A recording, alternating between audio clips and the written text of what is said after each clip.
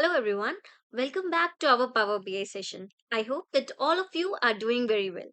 So, from our today's session or in our today's session, we will start talking about DEX function.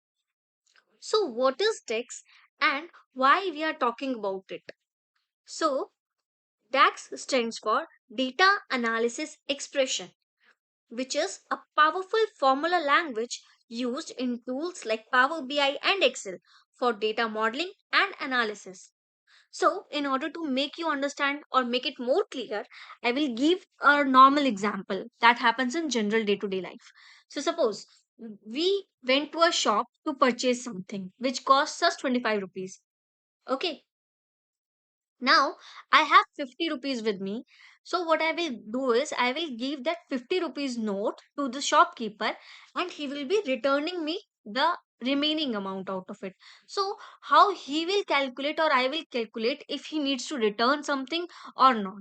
And what will be the amount that he will be returning me? I'll be making some calculations. I'll be analyzing that, okay, fine. 50 is the amount I have given, 25 is what was supposed to be deducted by him, then I should be getting back 25 rupees. So it means like 25 plus 25 equals to 50.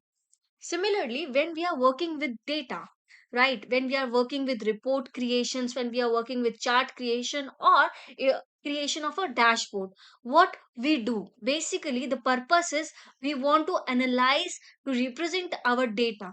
Like only after analyzing the data, putting some things into it as per our analysis or what we want to see in our reports or charts, according to that only we get the final output, right?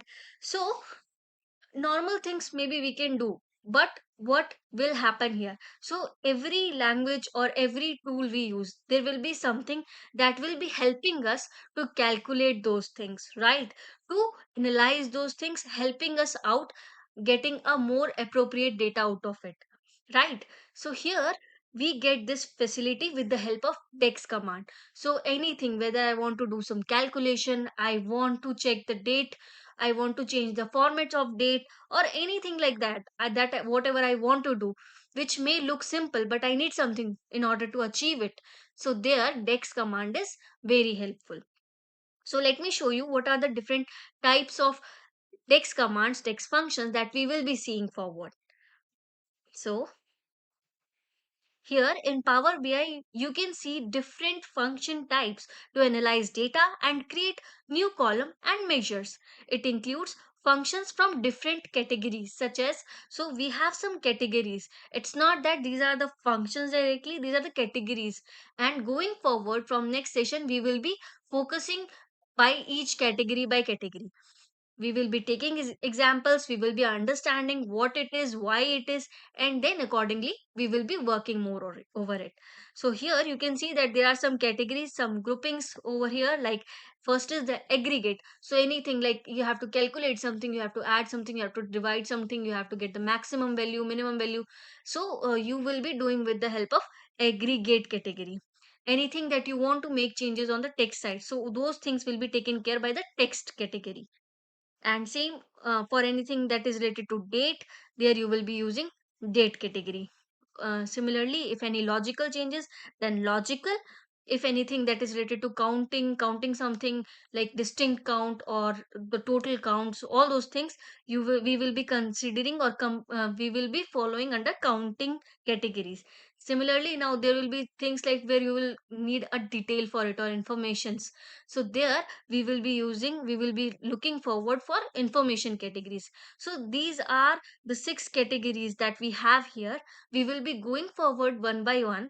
So in our next session we will be talking about aggregate category. We will see what are the different dex functions that are available in aggregate category, and accordingly we will be working with those functions one by one.